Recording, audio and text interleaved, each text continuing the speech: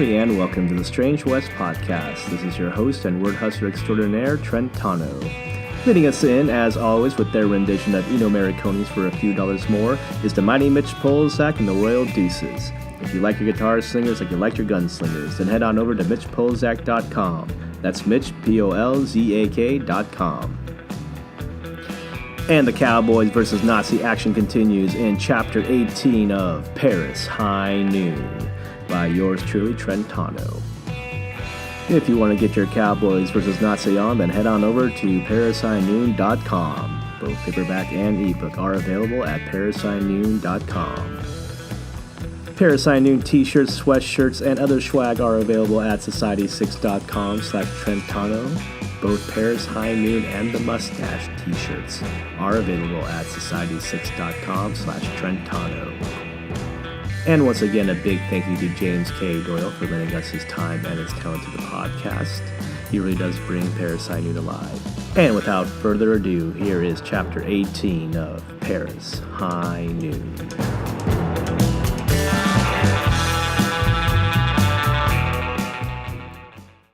Chapter 18.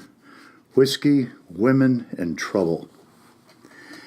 Catfish sat comfortably at a small table surrounded by bauble-wearing Germans, petite bourgeois Parisians, and cigarette girls and cocktail waitresses who pressed the flesh and bluish tobacco haze of the body-made cabaret. Up on stage, can-can girls danced in outfits that would have made the soiled doves of Deadwood blush. They kicked their legs and shook their tail feathers to the spastic wheezing of a tin-pan alley band. Ah, how I missed Paris, Saint Jude shouted to no one in particular. Why we froze our asses off in Normandy when we could have been here, I'll never know. Catfish laughed and tipped his fedora back. I will admit I missed her as well. Before heading back to Paris, the gang cleaned up, got haircuts, drowned themselves in smelly toilet water, outfitted themselves with the finest clothes, and let the horses loose. Catfish wished he could have kept the Black Arabian. Riding such a horse made him remember his youthful days. So far, nobody had given them any looks. An apprehensive peace for the occupied had settled into accommodating the occupiers. Catfish was enjoying his whiskey. He bought enough on the black market to make sure he could take a touch of the brown every morning for the rest of his life. Saint Jude was drinking whatever concoctions could get him drunkest the quickest, while Jean sipped generously from his glass of wine. It seemed for once in their lives money wasn't a problem. They had plenty of Reichsmarks and had suffered enough to spend them without guilt, although they were burning through their score much quicker than they thought. For Catfish, it was the same old story. Dishonest notes always went quicker than honest bills. St. Jude grabbed a passing cocktail waitress. Hey, beautiful, why spend so much time with those stuffy Bosch? He slipped 50 Reichsmarks in the waitress's brassiere. My money is just as good and spends twice as fast. The waitress laughed and gave a lush smile at St. Jude while passing her hand across his crotch. Big spenders, about time we got someone like you around here. She told him she'd be right back along with some friends. Shouldn't we be careful, Jean said. I mean, we don't want to attract attention. I don't plan on humping a stump tonight, St. Jude said. What do you say, Catfish? Catfish gave a little chuckle while his eyes swept around the bluish haze of the cafe. I don't mind you getting your fill, but don't forget we're working here. I just think there are better ways of finding out what happened to Hiccup, Sean said. Catfish took a generous pull of his whiskey, killing what was left. Whether his friend was alive or dead was a question that rode around his head so much it carved a rut in his mind. Best place to find a loose tongue is where the drinks are strong, he said, and gave St. Jude a gentle poke with his elbow. Keep an eye on any of these Bosch who might be important. St. Jude put down his wine glass and looked around. The way the Bosch walk around with a jackboot up their ass, you'd think they were all important. The waitress came back with 2 petite amies in dresses that showed more skin than silk. One got friendly with Catfish, who smiled and placed his experienced hand around her waist. "You have strong hands for an old-timer," the new gal said. "He's an ancient legionnaire who never could speak French," Saint Jude said. "Is that true?" the girl said. While in Vichy they bought forged documents and papers, Catfish was given legionnaire papers so nobody would suspect his rough French accent. "Just the right words, darling," Catfish said with a smile. Another gal sidled up to Jean with a glass of green absinthe in one hand and the other stroking his face. It was like being back at Big Colette's place when Marion took his cherry in under 5 minutes.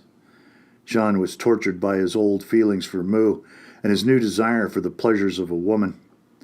Although Jean found his first sexual experience brief and awkward, he did enjoy the feeling it brought about. The rush of blood that went to his head after he squirted made his brain light and eyes blurry, giving everything he saw a halo around it. Jean thought that if he could stay as true to Moo as possible, then maybe he could have that wonderful experience with her. Maybe that was what love would feel like. The thought of Moo and his alcohol-soaked feelings made Jean's eyes start to water. "What's wrong, my young beau?" the girl said. "Oh, that's just the way he is," Saint Jude said, and gave 100 Reichsmarks to the girl. "Be gentle with him." The girl took the money and began to paw at Jean's neck, kissing his cheeks and pouring the green fairy down his throat. Through Jean's blurred vision, the petite amie looked like Moo. Jean was getting over his silly schoolboy's ways and wrapped his arms around the girl when the lights dimmed. The Can-Can girls moved off the stage. An MC sporting a shiny black suit and a shoestring mustache walked into the lone spotlight. "Ladies and gentlemen, messieurs et mesdemoiselles, new and old friends, welcome to the Body Maid, the most decadent cabaret in all of gay Paris." A polite round of applause followed the statement. The Body Maid might not have been the gayest cabaret in Paris, with most of the talent packing it up as the Wehrmacht came riding into town, but what the Body Maid did have was a star, one who had no problem showing Paris how bright she shone. "Please welcome to the stage," the MC said, "the lovely, the beautiful, the exotic, Les Corbeaux Rouges." The house lights went out and the crowd erupted in applause. A spotlight focused on the purple velvet curtains. A lone white glove poked out, and the crowd cheered as if Venus herself was about to emerge from the velvety shell. And if any woman in the world could hold a candle to the goddess, it was the Red Raven. She stepped out from the purple velvet curtain to the sultry sounds of the Tin Pan Alley Orchestra. Her hips swayed to the hypnotic beat, like a prehistoric savage princess about to be sacrificed to an ancient and lustful god. The siren approached the microphone in an emerald green dress that wrapped around her curves. Red curly locks flowed like lava, crashing into her milky bosom. In the twilight glow of the cabaret, all men felt the Red Raven was singing to them. Her lips puckered like she was going to kiss the air, and her voice came out in raspy whispers. The light fell on her blue eyes, which looked like she was crying in the rain. The hearts of both German and French felt a tinge of sorrow for words spoken and unspoken to long-ago loves. Les Corbeaux Rouges finished her first song and let an outlaw smile slip from her lips. The crowd broke into loud applause and whistles. She said a few words about the new gentleman class in Paris, which drew a chuckle from the Germans. "These handsome strangers came to us suddenly," Le Corbeau Rouge said, "which is fine by me. As long as they spend their money here, they are welcome to stay as long as they wish." The crowd laughed and applauded. Those who knew how to turn a dishonest dollar were making more money than they did before the war. The gangsters supplied the Germans with skirt, booze, and anything else money could buy. It was a game that anyone could play, but the stakes were high, and the house always pulls ahead in the end. The applause died down, and Le Corbeau Rouge went into a more up-tempo song. Saint Jude grabbed another drink from a passing cocktail waitress while keeping his eyes on Le Corbeau Rouge. That gal has one set of tits. Catfish helped himself to another drink as well. Never seen a pair more perfect than that, and I should know. He grabbed another whiskey from the cocktail waitress and slipped her a couple of Reichmarks. Say, honey, Catfish said, his mustache flying from ear to ear. See many Bosch in black coming in here to slake their thirst? The waitress took the bills and slipped them into her brassiere. They're few and far between. Those bastards would rather get their Aryan cocks hard over Hitler than stick them in a French snatch. The waitress looked at Catfish and her face drooped a little. Trust me, old-timer. If you find yourself in a room with those bastards in black, you better look for a door. Catfish peeled off a few more bills. Sorry for bringing the mood down. Saint Jude slipped his arm around the girl. Don't worry, ma chérie. I'll pick things back up. The cocktail waitress laughed and spent some time with idle chatter at the table. Boxy, one of the body maid's bouncers, noticed the slick Frenchman with the nice suit and a pocket that never ran out of bills. Normally, it wouldn't bother Boxy, but something about the man seemed familiar, something a big bruiser didn't like. Boxy got up from his perch and walked over. When he got up close, he recognized the gangster. Boxy put his big hand on the older Malour's shoulder and spun him around. Saint Jude, he said, leaning forward, I thought you were dead. The cocktail waitress stopped her gay laughter and disappeared like a rabbit down a hole. Saint Jude looked up at the big bruiser's face and smiled a go-fuck-yourself smile. Wouldn't be the first time you've been wrong, Boxy. Boxy didn't smile back. You got a lot of nerve coming into Moneybags' joint. Too bad that big Bosch wants you alive. Boxy turned his eyes to Catfish. And this old fart you've been riding with. Saint Jude could feel the automatic tucked near his backside. There was no way to go for it without Boxy pouncing on him. You and Moneybags working for the Bosch now? I work where the money is, and right now the money is on your head. Boxy grabbed Saint Jude by the lapels with his big hands and lifted the outlaw out of his seat. Saint Jude swung his shoe square into Boxy's taint. The big bruiser doubled over, his eyes as wide as if he heard Jehovah's trumpet. Saint Jude got up and threw a heavy right cross, hitting Boxy in the jaw. Boxy tumbled backwards, falling on a table full of German patrons. One of them cursed about his spilled drink and cold-cocked Saint Jude, who stumbled onto another table of Germans. Shouts and wails rose up from the floor, drowning out Le Corbeau Rouge and the Tin Pan Alley Orchestra. The house lights came on, and soon a Donnybrook broke out as Parisian gangsters, German officers, and drunken scamps began swinging chairs and breaking bottles. The air was filled with shattered glass and the screams of cigarette girls, cocktail waitresses, and can-can dancers who took cover under tables, or took part in the brawl by smashing bottles at anyone who didn't tip well. St. Jude scrambled along the floor, avoiding the stampede of jackboots around him. Through the storm of legs, he saw Catfish waving his fedora from under a table. St. Jude crawled towards him, getting his hands stomped on a few times in the process. Fucking Christ almighty, St. Jude said on his hands and knees. You got a strange way of praying, Catfish said. The table rocked around them and nearly tipped over. Who was that feller? Catfish asked. No good piece of scum, St. Jude said. Catfish took St. Jude's word on the man and tried to figure a way out. St. Jude pulled out his automatic. So, what do we do? Shoot our way out? Catfish shook his head. Put that iron away. We'll be the first one shot. A man fell to the floor next to them with a black eye and a fresh start to a bad morning. The man rolled his good eye up at them and then smiled his busted lips. "Saint Jude," the man said, "you're not dead." Saint Jude looked at the man and his eyes popped wide. "Goose, I thought you were dead." They gave each other a quick laugh and were about to start on a long catch-up when Catfish pulled the reins. "Hate to break up the reunion, but we best skedaddle." "What about Jean?" St. Jude asked. Catfish tried to find the boy, but couldn't see him in the melee. "He knows what to do." Right now, St. Jude and Catfish had to think about surviving themselves. Catfish looked around.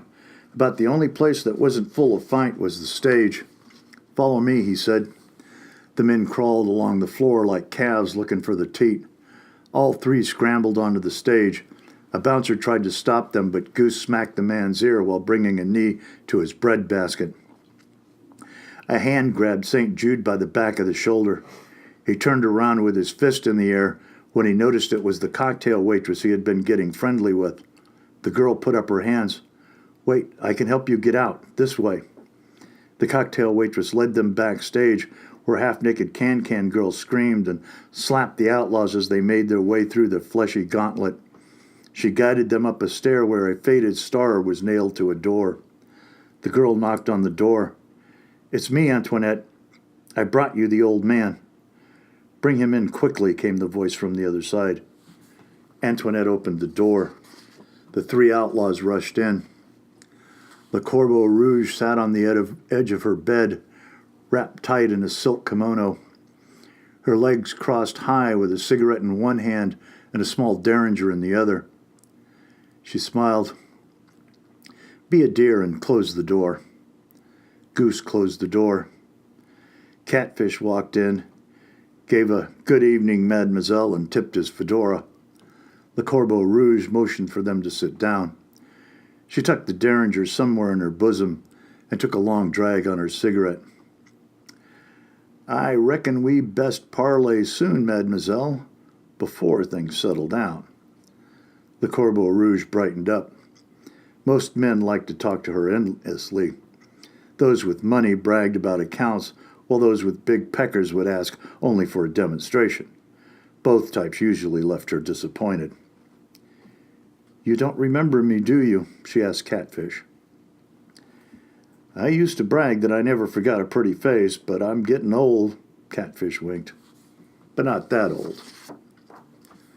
Le Corbeau Rouge laughed. "I used to be a blonde," she said, "if that helps." It didn't. The woman was such a striking beauty as a redhead that he couldn't think of her as anything else. "I was a student at the university studying art. You had a lecture on the American Wild West open to all students." "Those were mighty crowded events, miss. I hope you'll forgive me for not noticing you. I saw you throw a tin can in the air and then shoot 6 holes in it with your revolver before it hit the ground. It was the most amazing thing I have ever seen." Catfish laughed. It was an old trick he learned long ago that had become his #1 crowd pleaser. "Can you still shoot 6 holes in a can?" Le Corbeau Rouge asked. "Hell, lady," St. Jude said. "He can shoot 6 Bosch. So I've heard. Tell me, Catfish, what else can you do?" "Well, if I wasn't such a gentleman, I would show you." The Corbeau Rouge laughed. "And if I weren't such a lady, I might let you." Her eyes narrowed on Catfish's like a cat. "I guess it's lucky for both of us that I recognized you in the crowd and not the Boche. Why did you come back to Paris?" Catfish took a long look at the Red Raven. The woman's blue eyes were bright and curious, the windows to a sharp mind.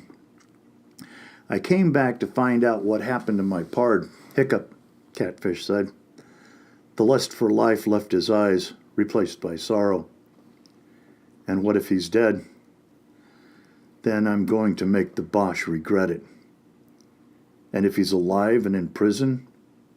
"Then I aim to break him out or die trying," Catfish said without flinching. Le Corbeau Rouge pointed her cigarette at St. Jude and Goose. "It will take more than a handful of scoundrels to help you." St. Jude huffed at the notion. I guess you think you can just bat your eyes and lift up your skirt and the Boche will hand you the key. Le Corbeau Rouge took a drag from her cigarette and blew the smoke in Saint Jude's direction. I know some people who can help. She opened her dresser and handed Catfish an ivory brooch. I'll let them know you're coming. In 2 days, head to Mortbois. There's a doctor's office just off the main street. Go in for an appointment and hand the man this brooch. Just who are these fellows? Goose asked. And why should we trust you or them? Saint Jude added. Le Corbeau Rouge looked at Saint Jude. Throwing up my skirt to the right Boche gives me access to the right information. And in times like these, information is worth more than gold. I'm no patriot, but like you, I found an opportunity in the occupation. I sell to the highest bidder, and right now the British are paying the most. Goose gave a huff. That's bullshit. The British are the cheapest louses in the world. The noose around their necks has loosened up their wallets. Besides, Le Corbeau Rouge took another drag from her cigarette. Who else do you have? Catfish took the brooch. Many thanks, mademoiselle. A loud argument could be heard downstairs between some ladies and some rude men. Le Corbeau Rouge rubbed out her cigarette on a silver ashtray. And now is a good time to say adieu. I hope you won't think me rude if I ask you to shimmy down the drain pipe. Catfish smiled. Wouldn't be the first time I had to jump out a pretty woman's window. At least this time I'll have all my clothes on. Le Corbeau Rouge laughed and bid them farewell.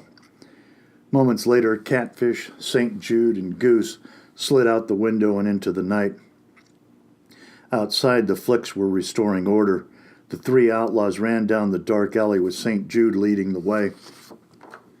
Although a master riding a horse through some of the roughest country in the Wild West had to offer, Catfish was a complete tenderfoot when it came to the dark labyrinth that formed the guts of Paris. Their feet shuffled through the garbage and the filth until they made it to a hidden entrance in the catacombs. They walked down the narrow pass, descending a rickety wooden spiral staircase that creaked and sighed whenever a boot was pressed against it. Let's go, Catfish, Saint Jude said. He pulled out a small electric torch that cast the dark tunnels in a pale light. You make a terrible Parisian gangster. How do you suppose you're going to get ahead if you can't navigate the catacombs? Catacombs be damned, Catfish said. I ain't a goddamn gopher. Catfish figured the mild ribbing he was getting from St. Jude was payback for the rough cowboy life in Normandy. He hated crawling around like a prairie dog. He figured it was a short time living and a long time in the ground, so he avoided holes as much as possible. Down in the tunnels was a sight that reinforced his feelings on the subject. Thousands of bones stacked like cordwood lined the corridor with femurs, skulls, and ribs spilling out onto the path wherever there was a break in the bone walls. There seemed to be more dead people under Paris than there were living above. The outlaws shuffled down the tunnels, their bodies hunched and grasping from the stale air until they reached a break in the wall. Catfish got on his hands and knees and scurried along until the hole opened up into a larger tunnel where Roman arches and pillars stood like a forgotten petrified forest. A mid-sized chamber created a meadow of rubble and rock where a small fire flickered. I heard it's an old Roman temple to some long-forgotten god, St. Jude said. To think, people prayed to more than one asshole. Barnaby sat tilted in a chair, smoking his pipe by a single candle that illuminated the underground hideout. In the corner, Louis snored away a mean drunk. Catfish told the men if they went out to do so in pairs just in case the other one got into trouble. Louis and Barnaby teamed up only for the reason that everyone else had left. Since this was Barnaby's first time in Paris, he didn't know where to go, whereas Louis wanted to hit every whorehouse, seeing how much wine he could drink along the way. The Norman wasn't one for fancy women and strong drink, although he did like the stiff cider after a hard day's work. So Barnaby spent his time along the parks and lakes while Louis was in a race with himself to get drunk. The outlaws took a seat around the campfire. Catfish took the coffee pot that sat at the edge of the fire and poured himself Saint Jude and Goose a cup. Goose took the cup from Catfish, thanked him, and turned to Saint Jude. "Shit, Saint Jude, you sure know how to make a comeback." Saint Jude shrugged his shoulders. "What can I say? I'm a Class A gangster." Saint Jude broke out a bottle of wine, and the two outlaws caught up. Goose, for his part, had been hustling contraband for both the gangs and the Germans. "It's rough, mon ami," Goose said. "Fucking Bosch got everyone by the short hairs." He took a long pull from the bottle and looked at Catfish. "About 2 weeks ago, this big Bosch, the ones that dress in black, had a sit-down with all the bosses. He made it clear that he wanted information on the old cowboy and his gang, and he didn't mind kicking in some nuts to get it." Catfish looked at Goose. "What about you?" Goose put up his hands. "I'll admit I'm no saint, but I ain't no Judas." He slowly pulled his jacket to the side, revealing the butt of a revolver. "If I wanted you dead, I would have shot you in the back in the tunnels. I was at the Body Made to see if I couldn't kill that son of a bitch Moneybags for selling out my boss, Jumbo, to the big Bosch." Catfish nodded. He'd been around liars and thieves long enough to know an honest one. "Well, if you don't want to partner up with us, you're more than welcome to." Catfish nodded. He'd been around liars and thieves long enough to know an honest one. "Well, if you want to partner up with us, you're more than welcome to. Can't promise you'll get rich, but you might get your revenge." St. Jude kicked a crate and cursed. "Shit," he said. "That pig Boxy is going to rat us out." He regretted not leaving with Hammer and Quick Billy to soak in the sun with sangria and senoritas. Catfish let out a long sigh. He was feeling tired after all the excitement. He went to the Body Made looking for information of Hiccup, but instead found out that some big Nazi in black was looking for him. That was nothing new for the old cowboy. He'd been hunted and wanted in a stretch of country that was bigger than all of Europe. In all his years of outlawing, Catfish had never been one to brood over consequences. Now it seemed that it was coming down on him like fire off the mountain. "Should we go back for Jean?" St. Jude asked. "He's a big boy now," the old cowboy said. "He can take care of himself." St. Jude thought it a strange statement coming from the old cowboy. Catfish had done nothing but baby Jean from the get-go, which irked St. Jude to no end. Of course, Jean had proved beyond a doubt that he could take care of himself, but he was still the younger brother, which was all that St. Jude had left in this world.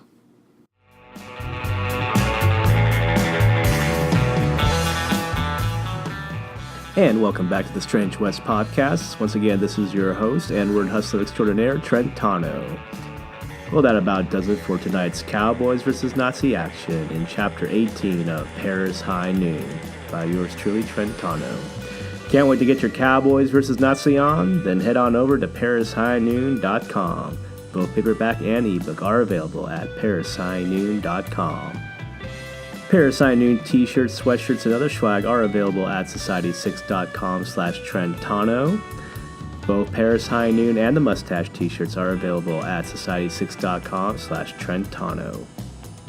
And as always, I'd like to give a big thanks to James K. Doyle for lending us his time and his talent to the podcast. He really does bring Paris High Noon alive. And leading us out, as always, with their rendition of Eno Marconi's For a Few Dollars More is the mighty Mitch Polzak and the Royal Deuces. If you like what you hear, then head on over to MitchPolzak.com. Thank you for tuning in. We'll see you next week. And until then, happy trails.